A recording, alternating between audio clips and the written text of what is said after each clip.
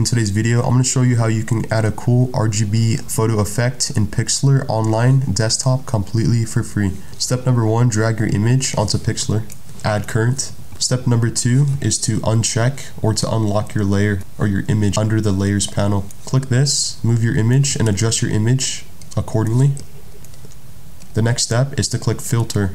Go under to the second option, glitches, and then RGB split. This is the default settings at 20, 180, and 100. The second option, the third option, the fourth, fifth, and sixth. In this case, choose your preferences accordingly. And this is the before, and this is the after.